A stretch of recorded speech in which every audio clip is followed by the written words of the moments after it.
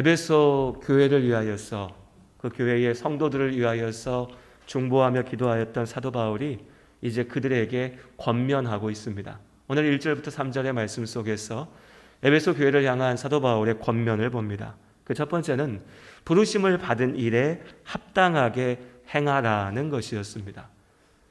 부르심을 받은 에베소 성도들이 하나님의 그 부르심 앞에 합당하게 행하라. 어려운 명령은 아니죠.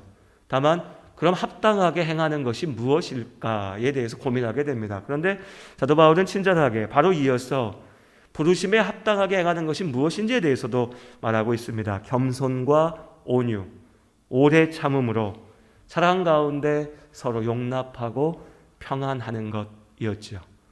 그리고 그 사랑으로, 그 오래 참음으로 그렇게 서로를 안아주고 품어주고 기다림으로써 겸손히 나를 낮춤으로써 성령이 하나 되게 하신 것을 힘써 지키라고 말합니다. 그럼 오늘 1절부터 3절까지의 이 말씀의 권면을 한마디로 얘기하면 하나 되게 하신 것을 지키라는 것입니다. 이것이 부르심 받은 우리의 합당한 일이고 하나님께서 우리를 부르신 목적, 이유인 것이죠. 하나 되게 하신 것을 지키라. 하나됨의 중요성을 모르는 사람은 없습니다. 누구라도 우리가 하나 되어야 된다. 하나일 때, 함께할 때 우리가 강할 수 있다라고 말합니다.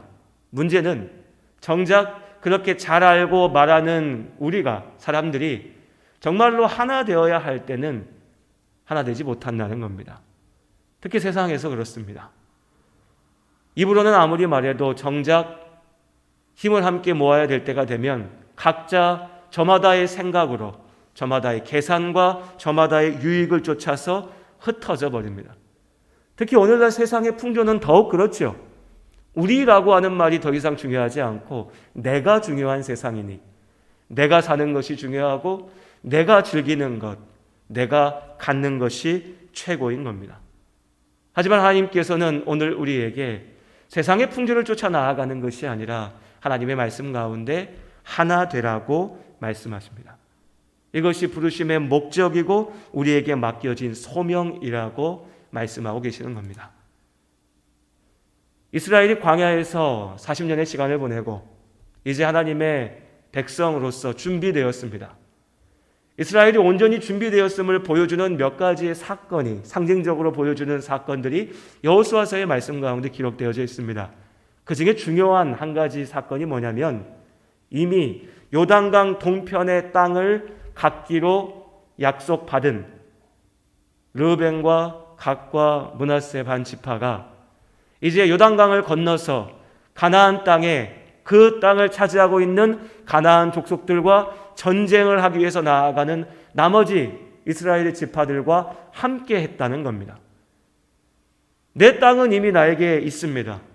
우리가 싸울 이유가 없습니다. 나만 생각하고 나의 유익만 원한다면.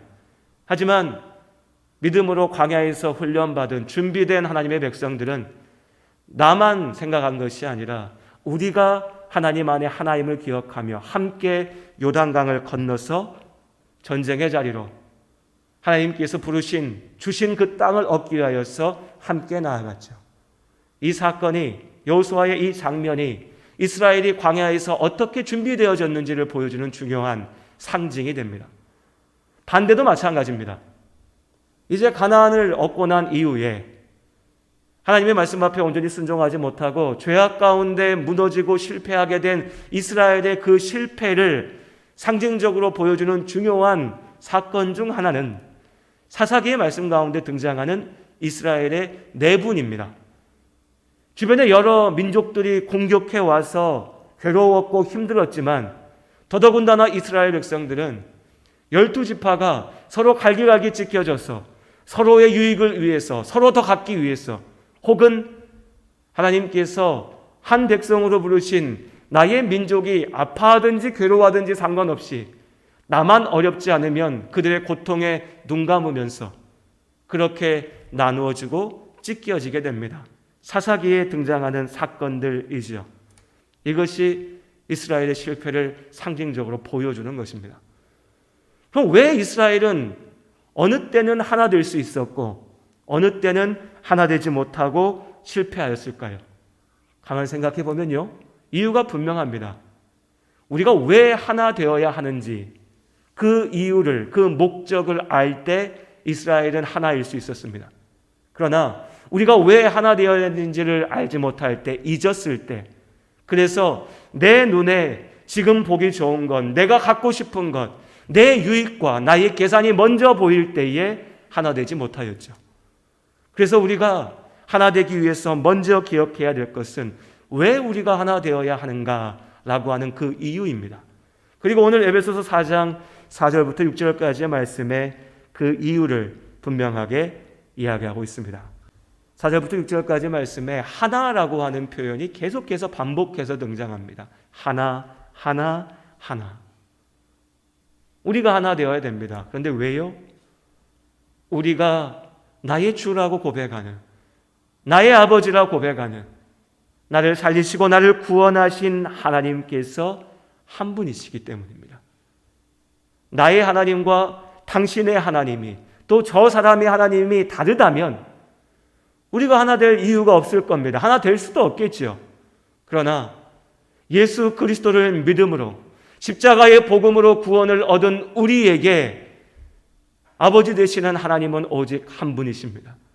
그렇게 우리는 한 분이신 하나님을 함께 고백하고 그 한 아버지의 자녀됨을 고백하기에 이제 하나님께서 우리에게 예수 그리스도의 복음 가운데 우리가 또한 하나다, 하나 되어야 된다라고 말씀하시는 겁니다. 이것이 하나됨의 이유입니다. 세상에서 무언가를 얻기 위하여, 갖기 위하여 우리가 하나로 뭉쳐 있으면 힘이 생기니까 이것이 이유가 아닙니다. 그죠?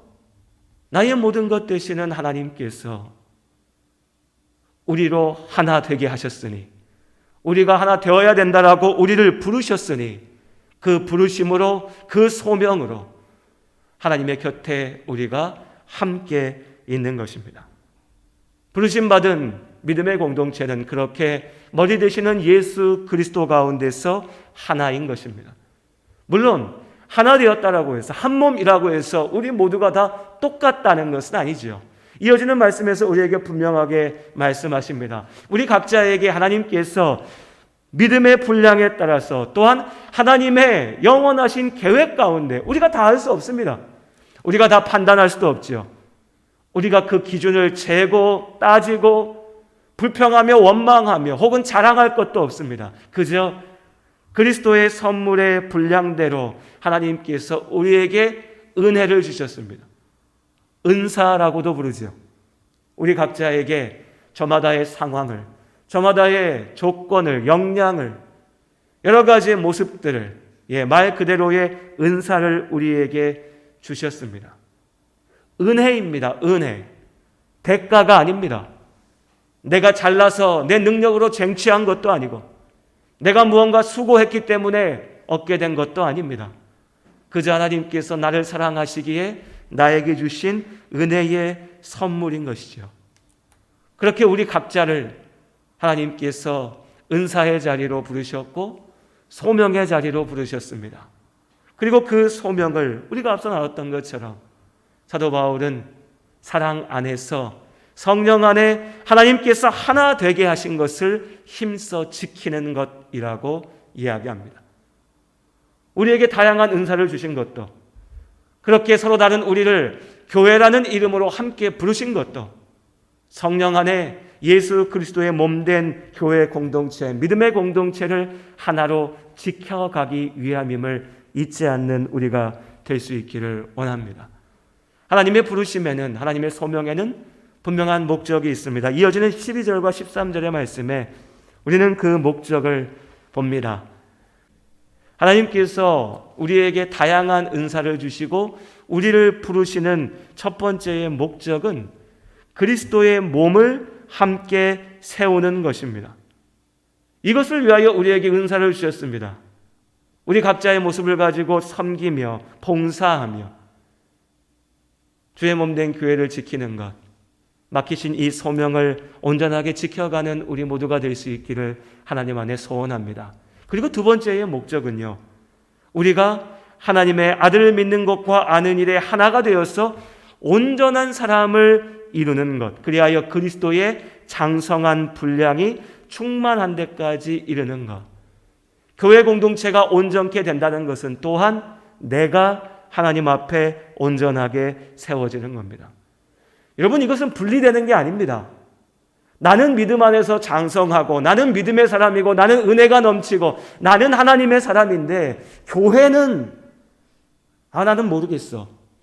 교회는 뭔가 불편하고 어렵고 힘들고, 저 사람들은 왜 나와 같이 믿음이 없어서 저렇게 부족한지, 그렇게 떼어놓고 생각할 수 있는 것이 아니라는 거죠.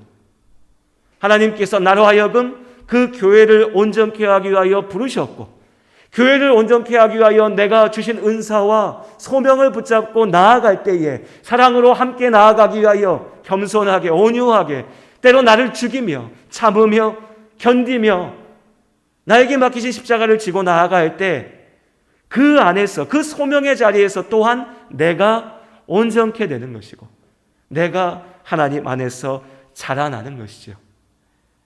그렇게 우리는 교회로 함께 되고, 교회 안에서 함께 자라나며 교회로 하나됨을 믿습니다.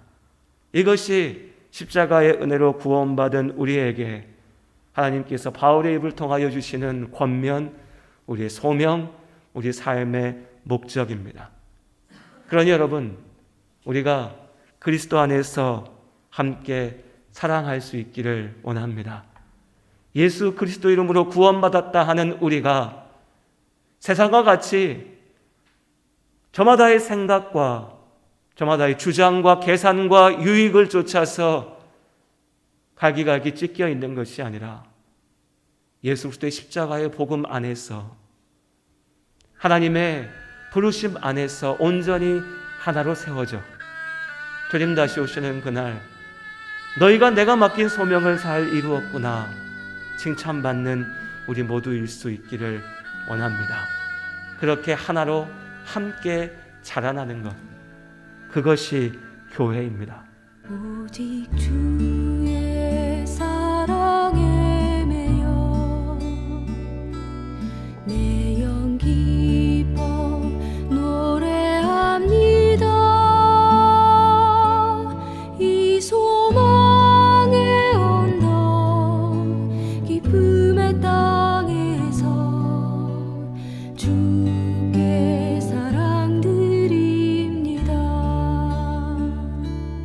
오직 주의 임재 안에 갇혀 내 영 기뻐 찬양합니다.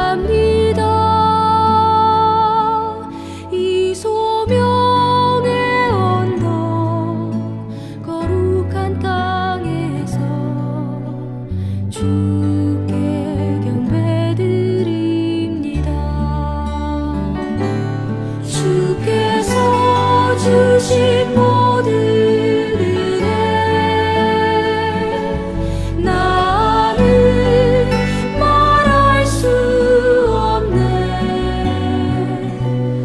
내 영혼 즐거이 주 따르렵니다.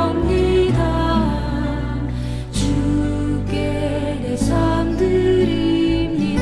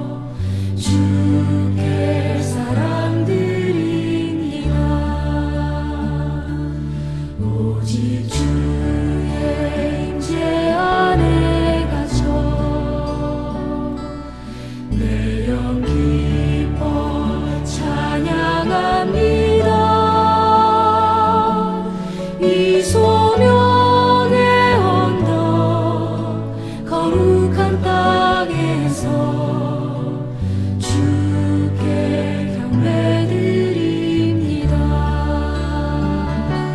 주께서 주신 모든 은혜